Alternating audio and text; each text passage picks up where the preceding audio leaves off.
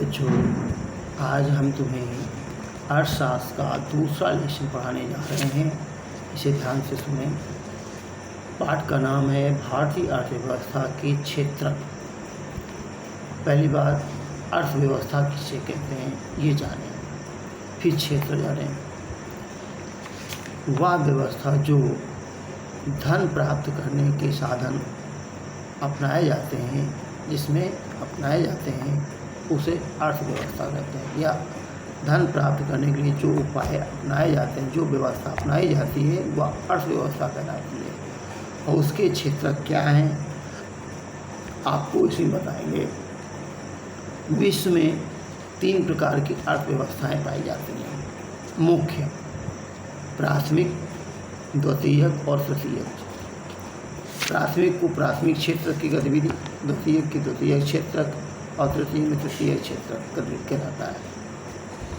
तो प्राथमिक क्षेत्र के अंतर्गत कृषि संबंधी कार्य आते हैं, जो प्रकृति के माध्यम से जो उत्पाद प्राप्त किए जाते हैं वो प्राथमिक क्षेत्र होते हैं। और द्वितीय क्षेत्र वो होते हैं जो प्रकृति के माध्यम से प्राप्त उत्पादों को हम संसाधित करने का जिसमें कार्य करते हैं, वे द्वितीय क्षेत्र कहलाते हैं।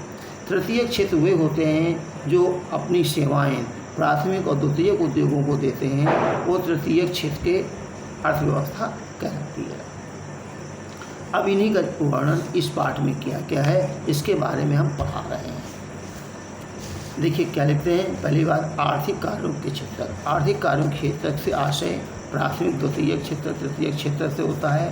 प्राथमिक कार्यों गतिविधियों के लिए इन तीनों क्षेत्रों में उत्पादन से संबंधित विभिन्न प्रकार के क्रियाकलाप किए जाते हैं।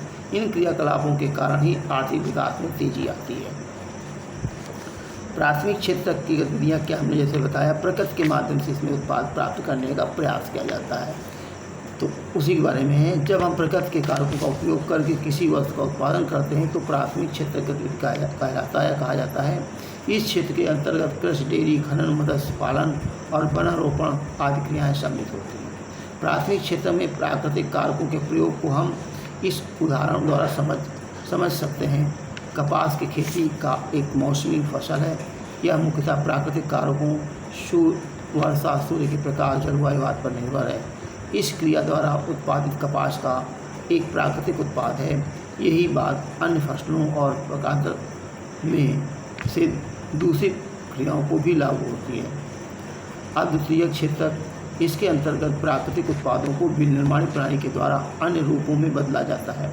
विनिर्माण प्रक्रिया को किसी भी कारखाना, किसी कार्यशाला या घर में भी संपन्न किया जा सकता है। जैसे कपास के पौधे से प्राप्त रेशे का उपयोग करके हम सूत काटते हैं तथा कपड़े बुनते हैं। गन्ने का उपयोग करते हैं, चीनी, गुड़ तैयार करते हैं। मिट्टी से हम ईंट बनाते हैं, ईंटों से भवन निर्माण करते हैं। ये क्षेत्र विभिन्न प्रकार के उद्योगों से संबंधित है, इसलिए इसे औद्योगिक क्षेत्र भी कहा जाता है।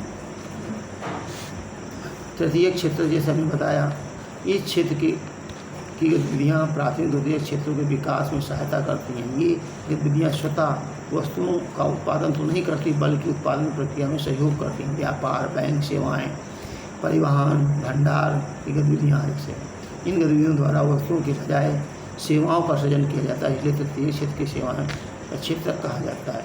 ये भी समझना आवश्यक है कि सेवा क्षेत्र में ऐसी जरूरी सेवाएं भी सम्मिलित हैं जो प्रत्यक्ष वस्तुओं के उत्पादन में सहायता नहीं करती। शिक्षक, डॉक्टर, वकील, धोबी, नाई, मोची आदि के अतिरिक्त प्रशासनिक कार्य करने वाले लोग भी इनमें शामिल हैं। Internet cafe, ATM booth, call centre, software company आदि सेवाएँ क्षेत्र के नाम आ जाते हैं। यद्यपि आर्थिक गतिविधियाँ 3 विभिन्न वर्गों में विभक्त हैं, लेकिन ये बहुत एक दूसरे पर निर्भर हैं, जिसका उदाहरण और ये पूरा तालिका में स्पष्ट किया गया है। इसे पढ़ करके आए, जहाँ न समझ में आए फिर हमसे पूछ लेंगे। पहले इतना पढ़ कर समझ करके आइए, बाकी कल बार चर्चा करेंगे। धन्यवाद।